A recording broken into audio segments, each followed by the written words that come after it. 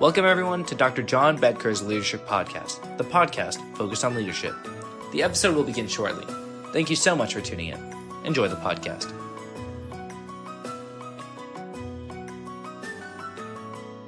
Welcome everyone. Thank you so much for tuning in to the Dr. John Bedker Leadership Podcast. I'm your host, John Bedker. Well, I'll start with a little introduction here today. I was on travel this past week. Fun trip, great trip, really enjoyed it. I was doing some site visits with two entrepreneurs looking to expand. That's always fun, I think. I loved being with these people wanting to grow, to expand their enterprise. So, good trip. My role, straightforward. Provide consultative support and advisory services. Simply to give them my very best. And it was a pleasure to do that. In these occasions, you see not only the people that you're there to support, but also the other side, the people they were engaging and getting an indication of interest about expanding their enterprise. This is where it gets interesting. And as I flew back home, I began to think, to reflect. And those of you that are the regular listeners know that reflective practice is a very important leadership core competency. And I was doing that on the plane headed home. Thinking about several things: communication, judgment, decision-making, all important leadership core competencies, each of which I experienced on these site visits. Assessment, evaluation, analytics. Again, more leadership core competencies, yes, also experienced on this trip. What happens when things go well? What happens when things don't go so well? Well, both happened on this trip. So I couldn't help but reflect on the very foundation of this podcast. That's what we're going to talk about today. We're going to focus on that foundation of the Dr. John Bedker Leadership Podcast, which simply stated is leadership is about doing the right thing. Well, how does that manifest itself? Oftentimes in sort of two camps. One, transactional. I want to put this out there right up front, because when I think about each of you and care about each of you, there are times when transactional leadership is important, is the right thing, is an important thing, but not always. I would argue that most of you, if you are focused on transactional leadership, probably need to refocus. What's that flip side? Well, relational or aspirational leadership. I had the privilege of seeing a lot of that this week, and so it makes me pause and reflect. Let's not be transactional unless and until it's absolutely the right thing to do. Let's focus on relational or aspirational leadership. That, I believe, is a better path forward. Why? Well, because, and what this episode is going to be all about, leadership is about doing the right thing. Often easy to say. I've told you that several times. Easy to say, but sometimes very hard to do. Yeah, sometimes this leadership that we all are involved in is very hard to do. Well, let's talk about that. Why is doing the right thing so very difficult sometimes? Well, we have to talk a little bit about what we're talking about first. We need to recognize the who or the what is doing the right thing for. Okay? Are we doing it for you, for yourself? Are we doing it for your peers, your colleagues, those you serve, those you lead? Is it for your company, your community, your industry? It could be several of these, right? So let's think about that. What's that motivation for you? Looking out for number one. Well, we're going to have a challenge there, right? I think that leadership is about serving others. And in so doing, all those boats should rise, including yours. But we shouldn't be focused on the you so much. What about your peers and your colleagues mentioned? Well, you don't want to let them down. You want to help them. You want to be with them. You want acceptance, oftentimes. Don't want to upset that guy next door. Okay, that may not be doing the right thing either.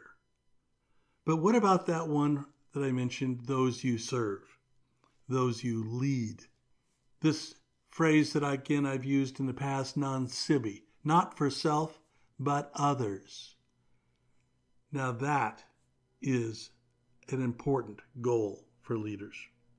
Your company, your community, your industry, in a sense they're not living, they're not live, but in a sense they are, because you work in a building, you work in a business, you work in an industry.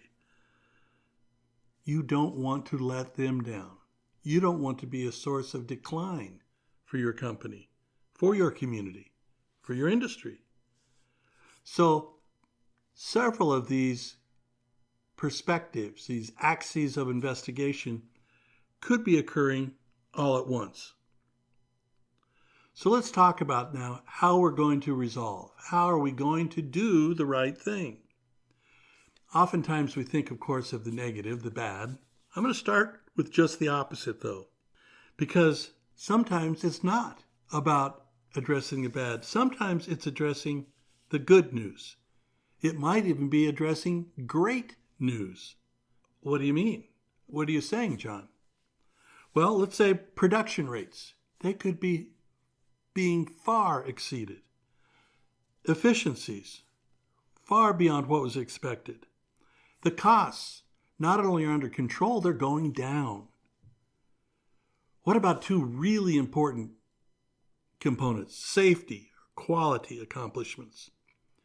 Both of these could be not only accomplished, but being exceeded and improved regularly. Well, this is not just good news. These things are great news, right? So any one of these, or many of these all at once, could be a challenge for a leader to do the right thing. Because what happens when all this good news happens? Well, maybe the workers, those people that are creating the product, delivering the goods or services, maybe the workers deserve a raise. This idea that a rising tide should raise all boats? What about an improvement in their benefits? If certain milestones were met, then the arrangement was we would improve some of these benefits. Similarly, a milestone being met or exceeded in this great news case may result in an agreement to improve pension benefits. Well, what do we know? Well, each of these may be justified, well-deserved, may be earned, but each of them also may cost money. There's the rub. There's the tension. Because we have to ask, when we start to think about doing the right thing, how success, even great success, will be recognized and rewarded. will the recognition and the reward go to labor? Or will it go to management? Will it go to both? And so it can be difficult for this genuine leader to share, for instance, that managers will not share as much as labor. Or conversely, that labor won't be sharing as much as management. Each, whichever way it goes, could create its own tension. Or, let's consider that third possibility, neither shares in the success of the enterprise, of the organization. Well, what happened then? Well, a board, for instance, might determine that this great success, we're going to buy back shares of our own stock. We're going to give a dividend increase to stockholders.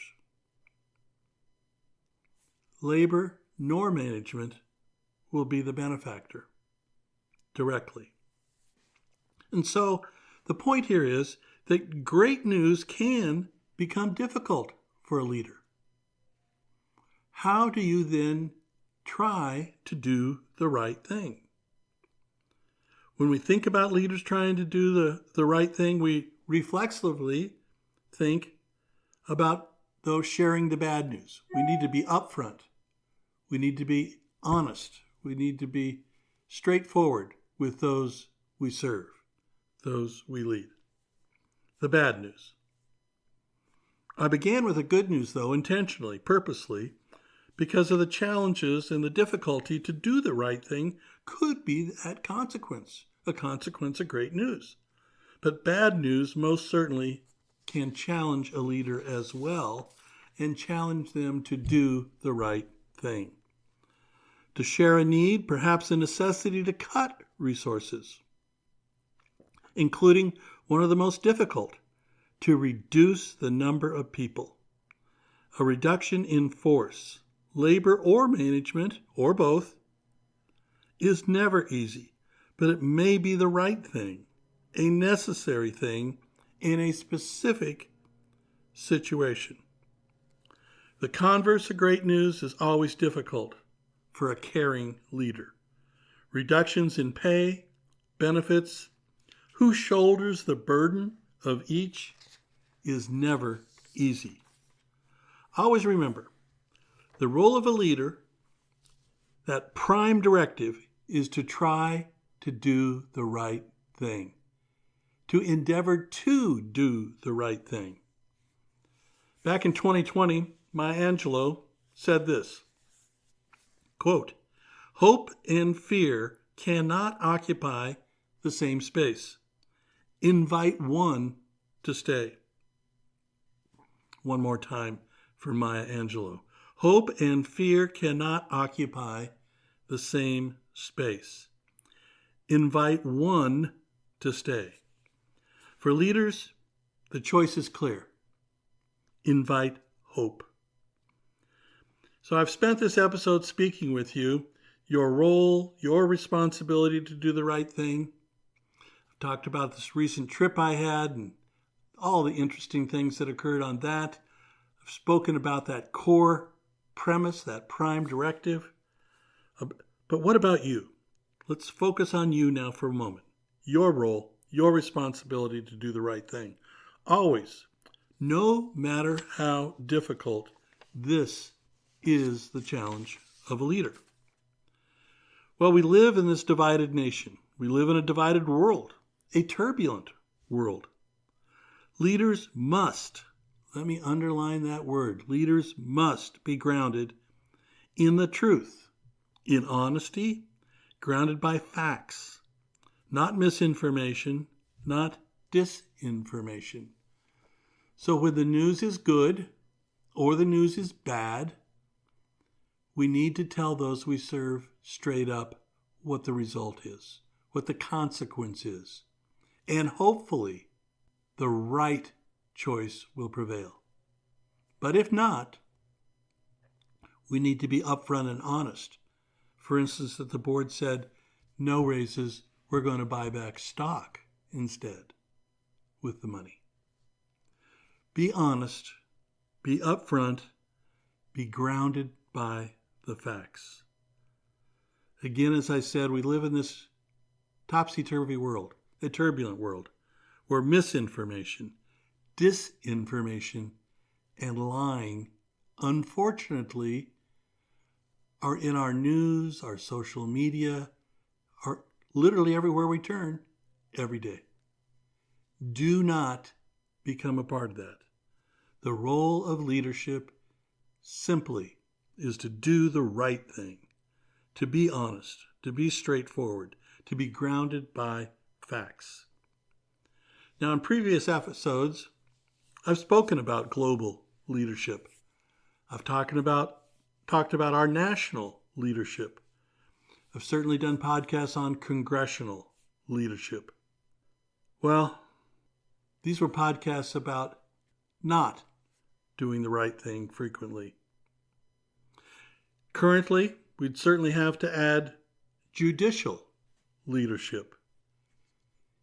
Each of these highly important constituencies, institutions, are equally challenged to do the right thing, and they have failed. The judiciary of late certainly comes to mind. They have fallen short of doing the right thing. So, where do we go? What do each of us do?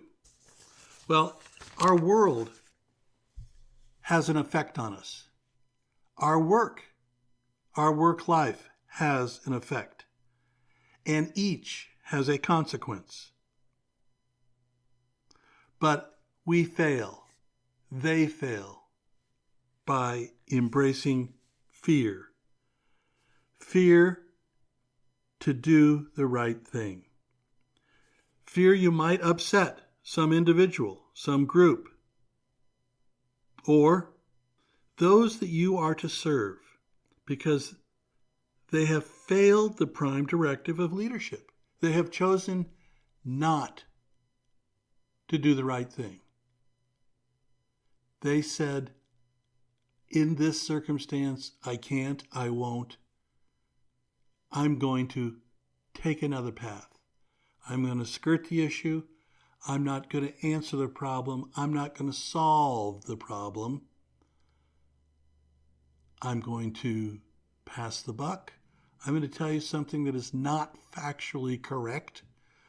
I will add to misinformation and disinformation. I will not be grounded by facts.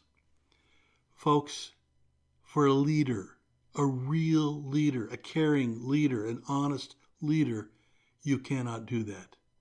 The prime directive, again, for leaders is to do the right thing. In your practice of leadership, operate with truthfulness, honesty, and with hope. Do not let fear overcome you. Do not avoid that which may be difficult, particularly that which may be very difficult. Do the right thing. Okay, folks, we went back to the core. We went back to the basics of the very reason that this podcast exists.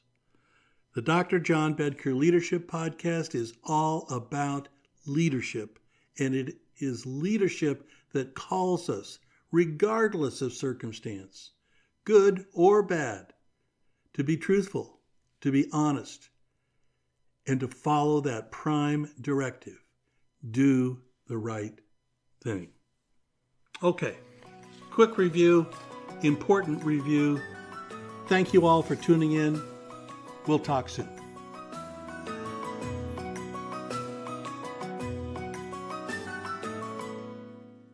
Thank you for tuning in to Dr. John Bedker's Leadership Podcast.